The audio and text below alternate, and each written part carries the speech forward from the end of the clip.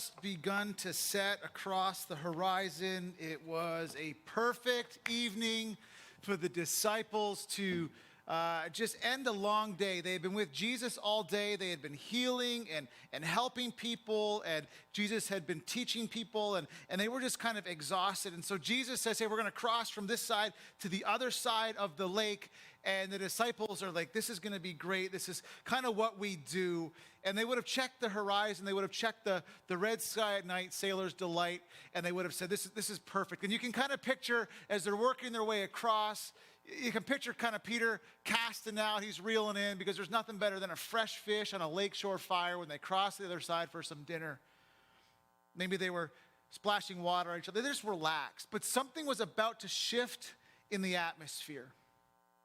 The winds began to pick up a little bit. And what was supposed to be a leisurely sail across the lake quickly turned into this moment of panic. The temperature dropped, the waves begin to crash in, and now there's mass chaos ensuing in the boat.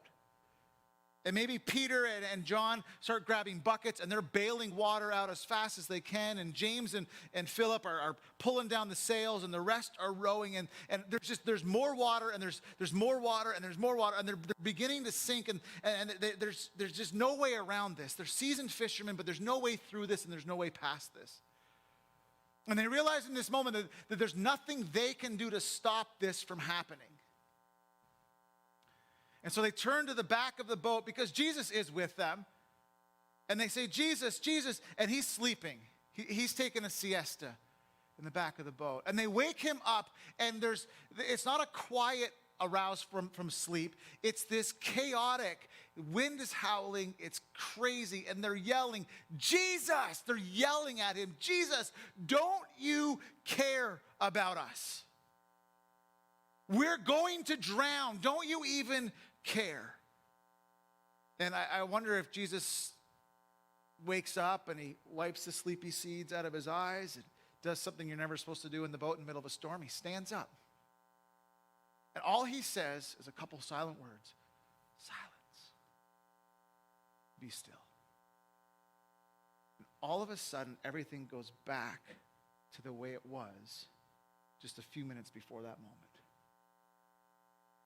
And he looks at his closest friends and he says, hey, why are you guys still so afraid? You have no faith in me yet? And what I want to do is welcome you to church this morning, to our community of believers here. We're just so glad that you're with us. And I've been purposely speaking these past few weeks, entitling the messages Living In. And if you were here a couple weeks ago, I talked about living in obedience. How do we just surrender our lives, and how do we live in obedience? And I made a statement, do whatever Jesus asks you to do, no matter what, even if it doesn't make sense, because it's going to reveal his goodness. It's going to reveal his glory. And then last week we talked about living in obscurity. Like, okay, so I'm following Jesus, but I still feel like he doesn't notice me, or I'm not getting the recognition from him, or he's not helping me out. Like, and how do we live in obscurity? And I made a statement, in order to slay a giant, you've got to learn to sling a stone. In order to conquer the things and go after the things that Jesus wants you to do, he's got to raise you up and grow you up privately and quietly. And that leads to living in peace. How do we do that? Especially in our culture today. Right, if you look around the culture that we live in, it's the never-ending pandemic right now. Like, this feels like it's been going on forever. There's the war in Afghanistan that's brewing, and there's the chaos and the turmoil and just the sorrow that these people are facing in Afghanistan. And then we bring it closer to home, like John mentioned, with the passing of Lee and Diane Welker, very good friends to many of you, served on the board for many years here, just staples at this church. And so you look around, not even just over there, but now you're here and you're in here, and you're going, how do I live in peace right now? How do I have that calming presence? How do I live in this moment of peace? If you have your Bibles, I'd love if you would flip open to Mark chapter 4, because I believe that Mark chapter 4 offers us, in the midst of the crazy scene that I tried to paint for you, I think it offers us some insights. If you have your Bibles, turn to Mark. It's right near Malachi and Matthew, Luke and John. If you see books like Genesis, Exodus, you're too far. Just keep flipping towards the middle and you're going to find Mark. If you have your smartphone with you, just press Mark and it takes you right to it. It's fantastic technology. It's awesome. But it says this. It says, as evening came, Jesus said to his disciples, let's cross from this side of the lake. We're going to go to the other side of the lake. So the disciples took Jesus in the boat, and they started out. They left the crowds behind, though other boats followed along. I want you to keep that kind of in your mind. It's not just Jesus and his buddies. It's Jesus, his buddies in one boat, but there's hundreds of other people that are going everywhere that Jesus goes. So they're following along with him. Verse 37 says, but soon a fierce storm came up. High waves are breaking into the boat, and it began to fill with water. I want to just pause here for a second, because I want you to understand something. The disciples are seasoned fishermen. They have been through storms before. One translation says a furious squall. One says a massive storm. The winds picked up. It doesn't matter how the translation reads that you're reading from. What matters is it came upon them so fast that they weren't prepared for it. They weren't ready for it. They would have looked at the horizon and said, this is going to be an easy sail. If they saw a storm brewing, they would have said to Jesus, listen, buddy, you're really good with the water, the wine, the loaves and fish. You're really good at that stuff. Let us take care of this sailing stuff. We're not going out in that. But that's not what happened. It was red sky at night, sailor's delight. It was almost as if Jesus had painted a perfect backdrop for them to go.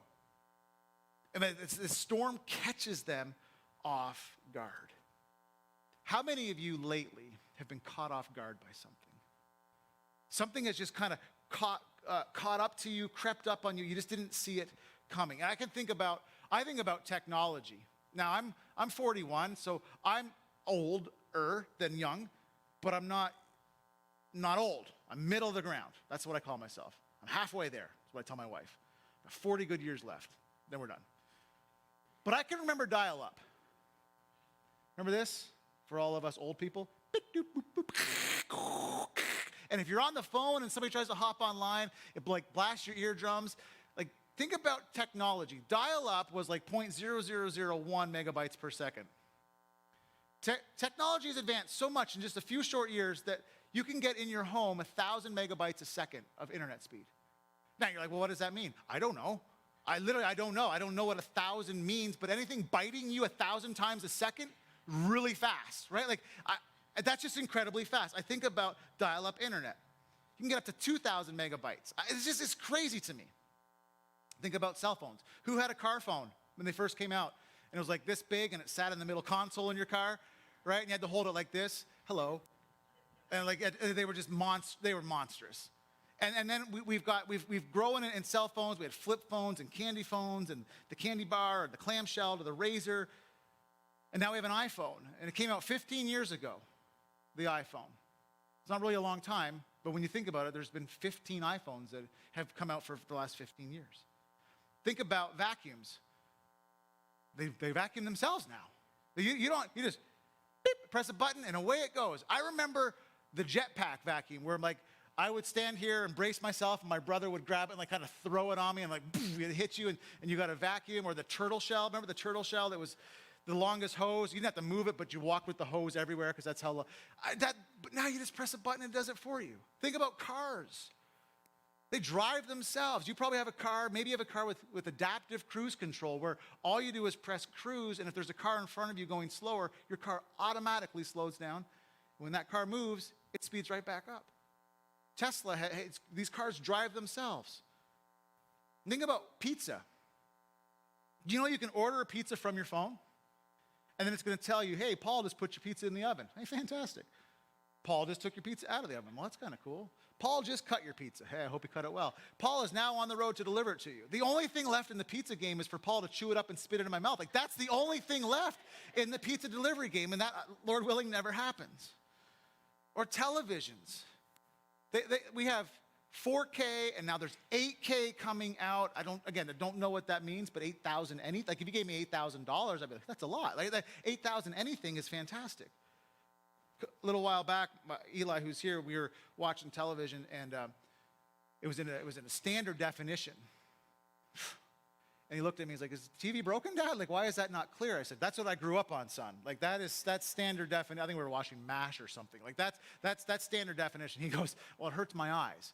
Well, That's why I wear glasses. It was terrible. But all that's like the speed of life. Like if you think about it, just stop and think about it. Technology is so fast. And if you have a smartphone, it feels like every other day there's an alert that says update needed. Update needed. You're not running the fastest, the newest, the greatest, the bestest software. Let us get that to you. And there's nothing wrong with technology. But it's so fast and moving so quickly at us, it can feel overwhelming at times. You know, if you have a smartphone, what they tell you to do to prolong your battery life is to just double click and swipe off any apps that you're not using. Don't let any apps run in the background because it does what? Drains your battery. And I wonder if some of us have so many things going on in our lives that we're draining our battery. We're just exhausted. The speed of life. Now, before you get anxious about the direction we're going and talking about these feelings, these emotions, I want us to level the playing field because I want to talk a little bit about anxiety, but I want us to realize that no one's immune from it. And you may be sitting there, you may be listening online, you may be going, I don't suffer from anxiety. There are things that all of us have tendencies to be anxious about. So my dad, who's now passed, my wife nicknamed him Eeyore because he was just just level, nothing rattled him, nothing fazed him. He was even keeled. But he would tell me later on in life that when I was a teenager, he was worried and anxious about the friends I would make, about the choices I would make, about the influences in my life because we become who we hang out with.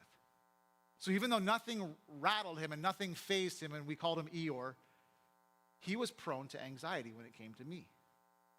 And maybe you're a parent and you've got kids and you're anxious about, are they going to make good choices? Maybe you have a job and you're anxious about, am I going to be able to keep it? Are we getting downsized with the way things are going in the world and mandating vaccines and I don't want to get it, and if I get it, I'm going to get fired, I'm going to get laid. There's things that we can be anxious about when it comes to our work. What about our spouses? Maybe your dad or maybe your mom walked out on you when you were a kid, and you're anxious about, will my spouse really uphold those marriage vows till death do us part? Or are they going to do what my parents did? Maybe you're worried about your health. Maybe your dad died of a heart attack at 50, or your mom had breast cancer, and you're like, am I going to get that too? Am I going to have that too? Like, I'm just trying to help us understand that nobody in this room is immune from anxiety. There are literally thousands of things to worry about and stress about. So no one's immune, which I think actually helps us level the playing field. We're all in this thing called life together. Now, here's what I think anxiety boils down to. This is my definition. If you like it, feel free to use it. And if you hate it, please don't tell me because you'll hurt my feelings. And I'll be anxious about it. But here's my definition. Anxiety is this. It's your current emotion, so it's not wrong. Your emotions can't be wrong. It's your current emotion, but it's based on the fear of a future event that hasn't happened yet. So the things that we get anxious about are real. I'm not minimizing them. They're real. I get anxiety. But it's based on the fear of something that hasn't yet happened. So anxiety and fear they're like kissing cousins. Like they're closely related, but they're not family. Fear will see the threat. Anxiety is going to imagine the threat. So let me give you an example of this. I have a 4-year-old son. His name is Micah. You'll see him running around here, I think. Because he's like my stealth ninja son. Like, he can be there 1 minute, and you can say, hey, good to see you. And then he's gone, and you're like, where? I don't know where he just went. Like, he's sneaky. He's very sneaky. Like, one time, just to give you an example of my son, I'm a morning person. I like the morning. I went downstairs. It was about 6 o'clock in the morning. And Micah is sitting on the couch with the remote in one hand and a jar of peanut butter in the other. He's just eating it. Just eating the peanut butter right out of the jar. And I was like, where did you, like, we're always out of peanut butter, so we kind of hid the peanut butter from him. I'm like, where did you get the peanut butter? And he literally said, I've had it. I'm like, what do you mean you've had it? He's like, I've had it. I've had the peanut butter. I'm like, no wonder we're always out of peanut. You're hawking the peanut butter and hiding it in your room somewhere. So we're on this like mad hunt to find the peanut butter because that's Micah. So I give you that story because You need to understand why we had a baby gate at the bottom of our stairs, because Micah just disappears. And so we had stairs in the middle of our house that went up, turned the corner, went back up. And at the bottom, A, we didn't want the kids falling down the stairs when they were younger, but B, we needed to make sure we knew where Micah was because he's very sneaky. And so we had this, what I call the ka-chunk gate, where it was like spring-loaded. You know those gates that they kind of pin to the wall, and you have to lift up, and if you open it all the way, it'll stay open. But as soon as you just nudge it, it slams shut, and it was perfect because it let us know the gate ka-chunked. Where's Micah going? That's why we had it. And it's a great thing to have, except for at 2:30 in the morning when you're dead asleep and you hear the baby gate ka-chunk. And so my head popped off the pillow, and first thought was, what's Micah doing? Like, where did he go? What's he doing? Why did the baby gate ka-chunk? So I went down to his room, and he was sound asleep. I'm like, well, it's not Micah. Then I went, and it's not Harrison. And then I went to Braylon's room, and it's not, okay. So then I did what every man does. I went and woke my wife up. I'm like, babe, there's somebody in the house. I'll protect the kids. You go check. And my wife was like, you're an idiot. You go check. You're the man. You go look. Okay, I wear glasses, but I wear contacts during the day. And at night, I don't wear my contacts at night, which is not a good idea when you go looking through the house at 2:30 in the morning for a stranger without your glasses or your contacts. So I'm squinting, and I've got my smartphone, I got the flashlight to see, and I got my baseball bat. And I'm looking everywhere in the house for who could chunk my baby gate because there's somebody in the house. But then I looked at the deadbolt on the front door, and it was locked, and the back door, it was locked, and the garage door was locked. I'm like, what is going on? For the next hour and a half, I looked everywhere. I mean, I was opening the dryer. Are they hiding it? I was everywhere in the house trying to find who was in our house, and there was nobody there. I didn't sleep the rest of that night. I was so anxious and so scared. I didn't sleep much the next night or the next night after that because my anxiety was through the roof of a perceived threat. There was nobody there. I want you to catch this. I'm making fun of myself and letting you know how imperfect I really am on purpose. My anxiety was through the roof based on a perceived threat that wasn't even in the house. Sometimes in your life, just like mine, our anxiety rises and we get concerned and worried and worked up over something that hasn't even happened yet. It hasn't happened yet. The reality is all of us can feel anxious at times, but what do we do about that? How do we live in peace? Fear sees a threat, anxiety imagines it. Did you know that right now, 1 in 3 Americans suffer from anxiety? 1 in 3.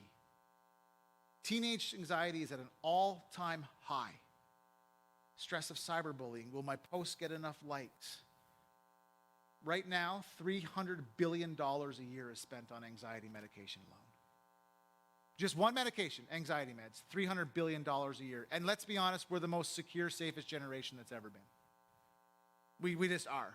Our cars drive themselves, our food's organic, pesticide-free, free-range, grass-fed, non-GMO, all-natural, antibiotic-free.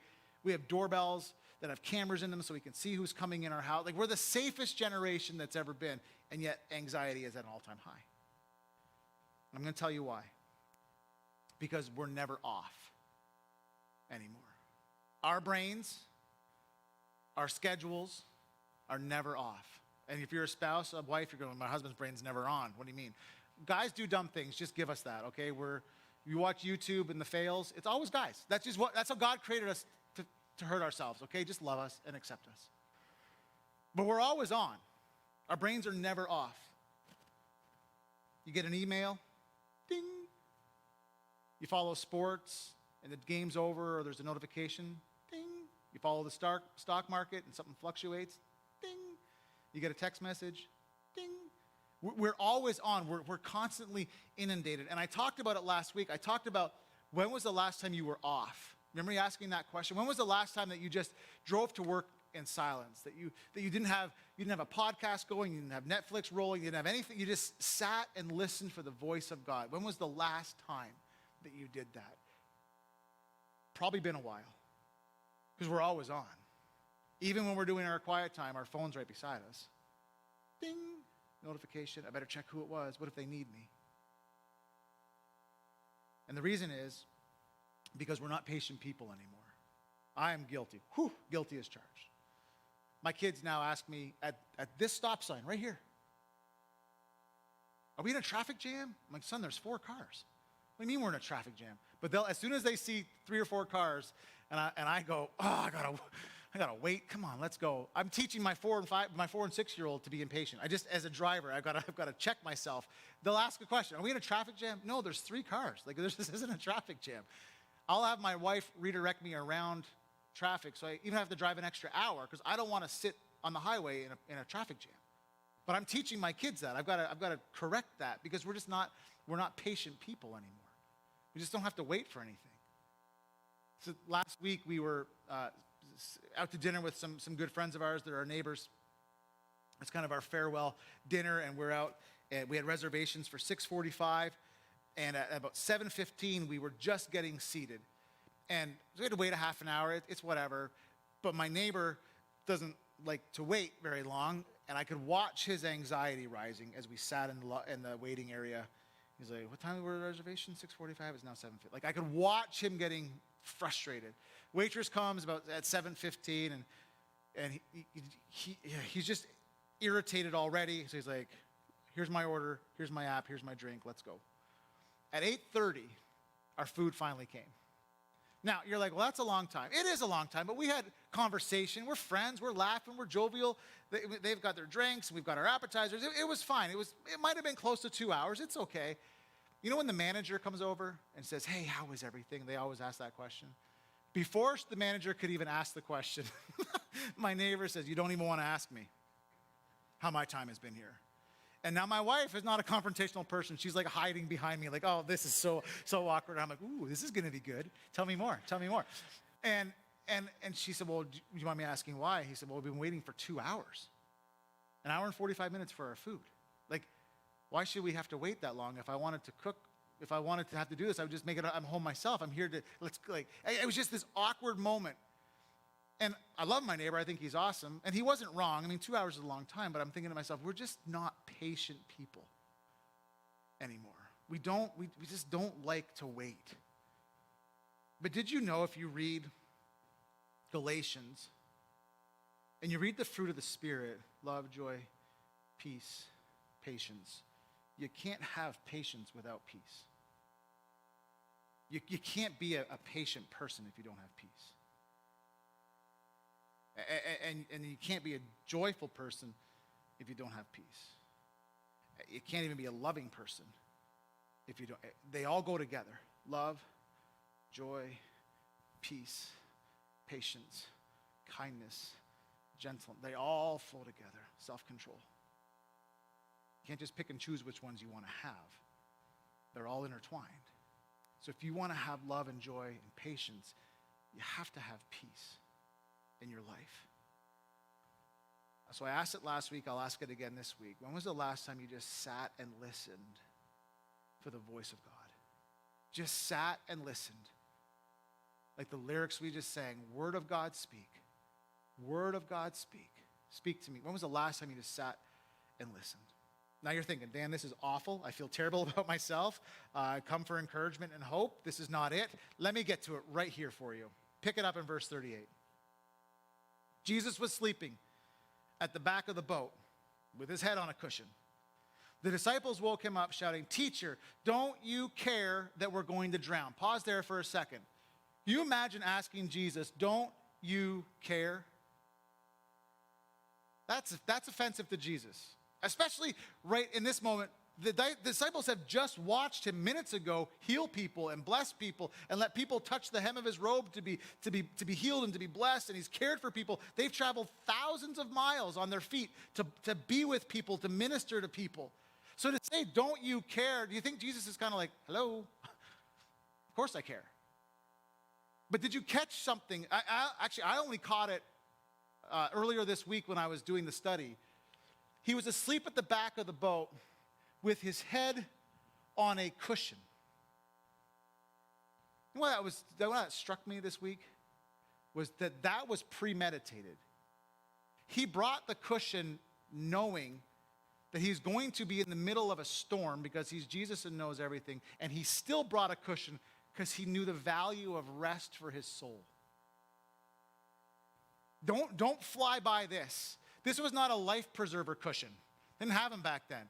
You didn't bring a cushion unless you were planning to take a rest, to take a nap. And he knew that he was going to be in the middle of a storm, and he still had the foreknowledge to go, but my soul needs rest right now. I'm exhausted and depleted. I've been giving. I need to take care of myself. And if Jesus napped in the middle of a storm because he knew the value of rest for his soul, what makes us think that we shouldn't rest and take reprieve and rest for our soul? So if you're taking notes, I have one point, and it's this: take a nap. Not right now. Don't fall asleep right now. That'd be rude. But take a rest, take a nap, take a break from life, the pressures of life, the worries of life. You know, my dad, many of you, I've shared this, but my dad was a pastor for many, many years. So on Sunday morning, we were always at the church early as they set up, and we were always at the church late because they talked to everybody, and we were usually the last people to leave, and then we would get home, and Mom usually did a roast and a big Sunday lunch because that was the tradition that I grew up in. And then after lunch, you know, I'm a kid, I'm a teenager, I'm rip-roaring to go, like, let's go do something. And my dad would always say, well, it's about time for a Wesleyan hour. I'd be like, oh, no. And it was torture for me. I'm like, I got to wait another hour before I get to go and do anything because Mom and Dad are going to take a nap. And it was torture. And yet I can look back on that and see him teaching me, Dan, I gave a lot this morning to people, and I can't give anything that I don't have. And so for me to give to you as my son, I've got to rest and take reprieve, and I've got to fill myself back up. And Jesus taught that model. We should follow that model. When was the last time you were just quiet before God? Just listening for the voice of God. Now, napping doesn't solve your problems, but I think it's the care for the soul. And if we're trying to follow Jesus, who is the way, the truth, and the life, and he's the way, he's the example, Matthew 14:23 says, after he sent the crowds away, he went up by the mountain by himself to pray. He got alone to pray. Mark 6:46 says, after Jesus said goodbye to the crowd, he left for the mountains to pray. Luke 5:16 says Jesus himself would often slip away to the wilderness to pray. Luke 9:18, and it happened while he was there praying alone, the disciples found him. Matthew 26, before he went to the cross, he went to the garden to pray. He knew the value of soul care. And I think Jesus is reminding us, take a rest, take a break, slow down, close some of the apps that are draining your battery. It's okay to say no to something. It's okay to rest, to take reprieve. So the disciples wake him up. Don't you care that we're going to drown? Don't you care? They're kind of in his face. Verse 39 says, when Jesus woke up, he rebuked the wind and he said to the waves, silence, be still. Silence, be still. Now, I want you to catch something here. Nobody in their right mind talks to nature. They don't talk to the wind and the waves. So when Jesus stands up and says, silence, be still, I bet you Peter goes, why are you telling me to shut up? Like, I didn't do anything wrong. I was trying to wake you up. Because no one talks to wind. No one talks to waves. Until he realizes, and they realize, and the other boats around them, they were still there, realized that the guy that just stood up, the guy that was teaching us back on the shoreline, just calmed completely the wind and calmed completely the waves. Some of them would have seen him in his first public miracle turn grapes into wine. They would have seen him do that and realize this guy controls nature too. This is unbelievable. And so Jesus is telling them, be quiet, rest, take a break. He's saying that to the wind and the waves. And then he says to them, why are you still so afraid? You have no faith. Have you not been paying attention to what I've been doing? And the disciples, who were absolutely terrified, they are trembling right now, looked at each other. Who is this guy? Who are we following? This is unbelievable. He didn't speed up a process of grapes to wine. He was the process of water to wine. He didn't wait for the calm of the storm. He calmed. Who is this man? Nature obeys him. And I want to remind us this morning, that I think the disciples lost focus of who was with them. He didn't leave. He was with them the whole time. And they've seen him heal a paralyzed man. They've seen him cast out demons. They've seen him heal people with diseases. They've watched him change the life of Matthew from tax collector, meets Jesus, surrenders, radically transformed. They lost sight. They lost focus of who was just a few feet behind them in the boat. Have you? Have you lost sight of Jesus? Have you lost focus of Jesus? Have you forgotten who he is? In the worries and the burdens and the stress and the panic and the anxiety of life, Jesus has not gone anywhere. He'll never leave you. He'll never forsake you. He'll never abandon you. He'll never walk away. He'll be there. It's us that lose sight and lose focus. Now, here's what I know. Culture isn't going to tell us to slow down. Life will continue at the pace it's at. So we have to learn to rest. We have to learn to build in habits to take a break, to take a reprieve. I also think Paul gives us some pretty good insight in Philippians 4, how to live in peace. He says this, do not be anxious about anything, but in every situation, by prayer and petition, with thanksgiving, present your requests to God. And the peace of God, which transcends all understanding, will guard your hearts. That peace of God, that I'm going to bring a cushion and I'm going to lay in the back of the boat, peace of God. That I know what I'm about to send you through, but just remember that I'm here with you. That peace of God will guard your hearts and your minds. I don't think that one message from me is a cure-all. I have friends, I have family, I have loved ones on medication for anxiety and depression. It's a real thing. But I think sometimes we just miss the focus of Jesus, that he cares, that he's with us. Paul says, in every situation, in every circumstance, be anxious about nothing, but thankful for everything. Can I just say, yeah, right? Like, let's just call a spade a spade. Are you kidding me? Be anxious about nothing, but thankful for everything. So in my life right now, it's a stressful season, very stressful season as we work our way across, which seems to be taking forever from Michigan to Pennsylvania, yet going so fast at the same time. Like we're living in this speed of life, slow dichotomy of just how things are going. It's gone smoothly in some areas and it's gone kind of rough in other areas. It's a stressful season.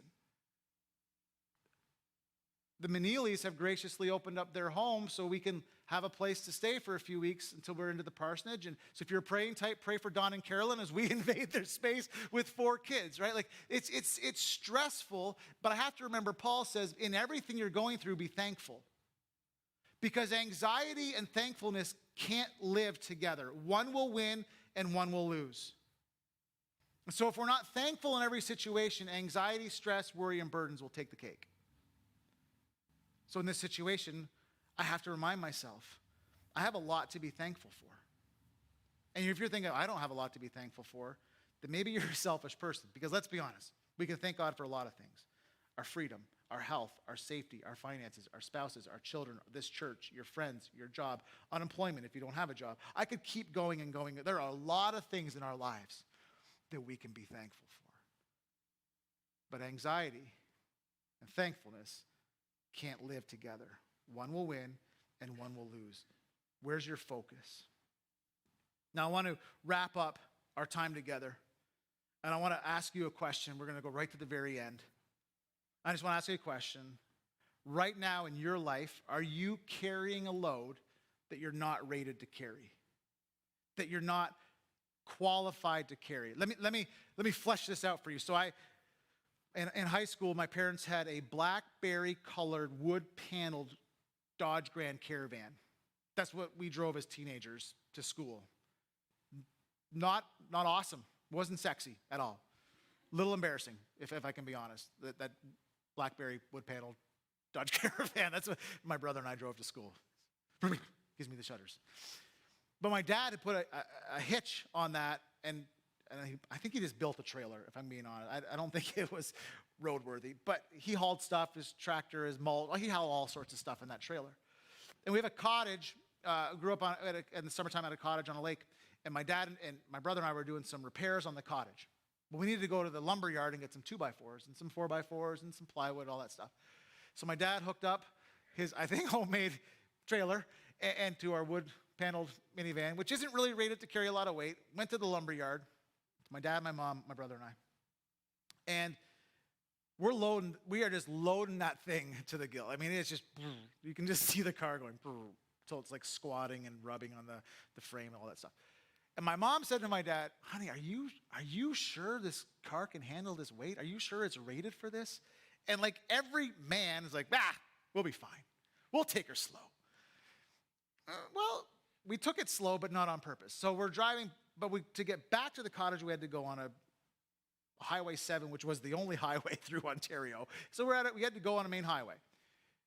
My dad got up to most of the speed that we were supposed to be at, and then all of a sudden, if you know anything about weight distribution and if you're rated to carry it or not, that trailer began to do this.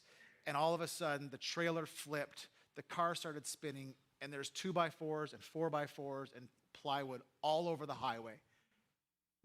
Not a back road where there's a farmer with his tractor. Like, it was a highway. Tractor trailers flying by. We're playing Frogger, trying to get out there and get the wood. Because we put weight on something. We put weight in something that wasn't rated to carry that weight. Now you're thinking, Dan, where are you going with this? I want to give you kind of a real life illustration here. I have a 5-pound weight and I have a string, and it's tied to the weight. Now you're thinking, well, that string should carry the weight. The string is not rated to carry 5 pounds. It'll hold it for a bit, but if I drop it with slack,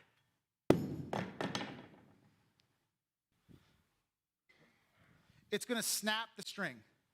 Do you know why? Because the string is not rated to carry weight.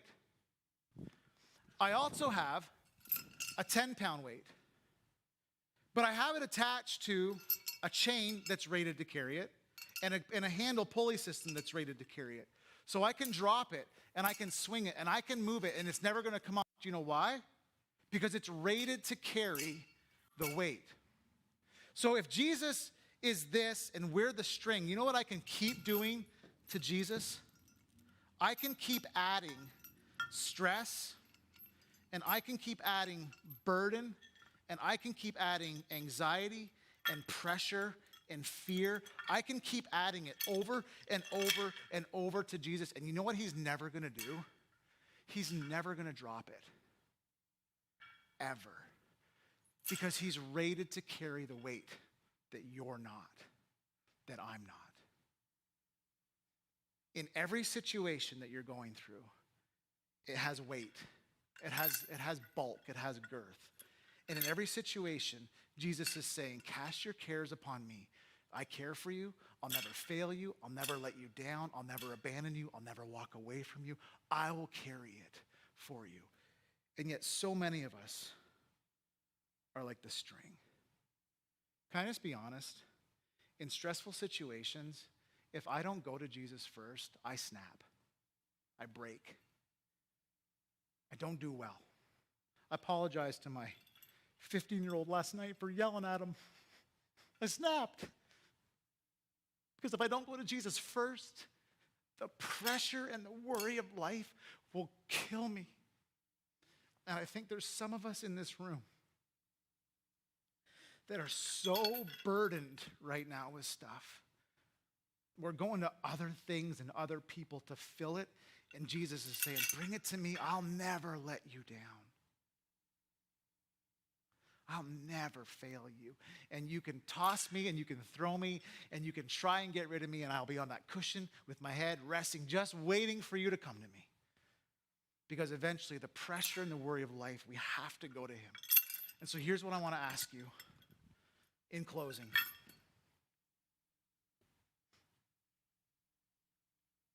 Have you missed Jesus? Have you missed him in any moment? You can skip right to the end. You don't have to worry about it, Jeff. Have you missed him? Is there anything right now that you're carrying that you just need to say, I'm going to give it to you? It's yours, Jesus. I'm going to pray. If there's something in your life right now, that you're carrying that you don't want to and you shouldn't, I'm just going to open the altars. And I'm going to pray for you. And I'm going to pray for you. I'm going to pray for me. I'm going to pray for Lee and Diane Welker's family because they've got some stuff that they're carrying right now. Daughters and grandkids. And we're just going to pray. You don't have to. You don't have to come to the front. But I want to pray for you and with you. And I want to go to God and let him know that, hey, we can't carry these things on our own. So if you want to come and pray, it is open. There's no pressure to, but I want to pray for us. Father, there are times in my life where I try to carry it on my own. I try and be a good husband, a good father, a good pastor, a good friend, a good person, and there's just pressure in every area. And there's probably people in this room right now that can relate to that just this pressure, this of life, it's so stressful in some things. God, I thank you in your goodness and your kindness that you meet with us right where we're at. You don't judge us.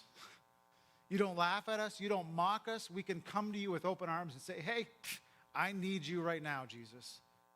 And you pop your head off that cushion and you meet us right where we're at. Man, I'd be a wreck without you, Lord. And Father, I pray for Lee and Diane's family, for the girls, for their close friends, for their loved ones that are just questioning, where are you right now, Jesus? Would you be so kind to bring them comfort and healing? In those moments, Jesus, where we've fallen short, where we've tried to carry the weight, we've tried to carry the burden, we've snapped, we've yelled, we've just missed the mark. Jesus, I just pray, God, that you would comfort, that you would, as 1 Peter 5:7 says, that we would cast our cares and our anxieties on you because you care and you're going to be there for us. So God, in this moment, in your goodness and your kindness, I thank you that you're here, meeting with us, speaking to us in the areas that we need to be spoken to, comforting us in the areas we need comfort, disciplining us in the areas we need discipline, correcting us. God, I'm so excited for the future of this church and what you want to do here and through us. Help us to learn to live in obedience, to learn to live in obscurity, and learn to live in peace. So you get the glory and you get the credit. I love you, Jesus, and I worship you, and I want to follow and surrender my life to you. And I pray that for all of us, that we would surrender every day a little bit more to you to become more like your Son. We love you, God. In your name we pray. Amen and amen. Well, thank you so much, church, for being here. I hope to see you guys next week at 11 o'clock.